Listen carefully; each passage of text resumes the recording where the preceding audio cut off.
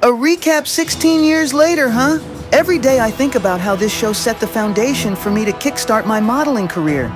Thinking about it now, it really was the only option I had, because it was either compete in Total Drama or still be in high school trying to find what to do after I graduate. And college was definitely out the window. So with the exposure I've gotten, well, at least until Alejandro came in the picture, I can truly say that I have no regrets at all.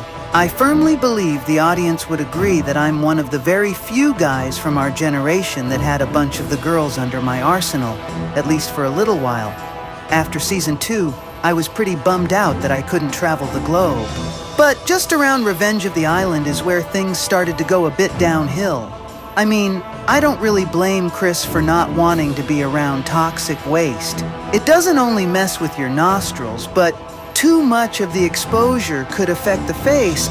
I then realized that I couldn't risk trying to win $1 million because before I know it, I'd have to no doubt spend the entire funding just to get a face transplant. Dakota and I have some of the same tastes, and after witnessing what happened to her, if given the opportunity to compete again, I'd call Chris personally and let him know that it's against my modeling contract. He knows better not to pull a stunt like that, though. Anyways, I figured after seeing half of the cast submit their proposals online, I decided to hop on the train as well.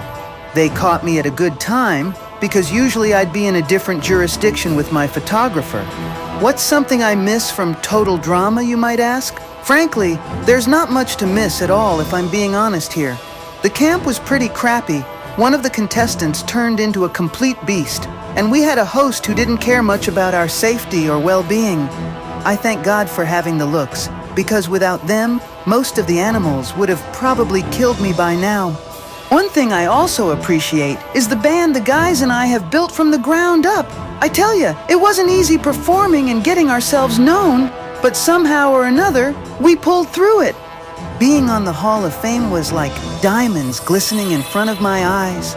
As the lead musician, I not only have my charisma, but I have musical skills too. Guys like Harold, Trent, and Cody are men that I'd never replace. But for those that were wondering if I'd come back for a future season, I wouldn't be so open to do it.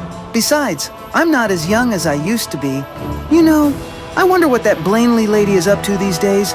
She did say that she was nominated to host World Tour, but for reasons unknown, she wasn't able to do it. I guess now if they asked her to host future seasons, 9 times out of 10, she would turn it down instantly, which still wouldn't help because she's just as bad as Chris is. I'm surprised those two haven't got together. Same age range, same mannerisms, yet they aren't each other's type. As a 30-year-old man, I have to preserve my value. Those special foods that has those plant-based nutrients and antioxidants that keeps the body and face fresh is what Chris is hiding from me. Not to worry though, sooner or later, I'll age much more fine than him.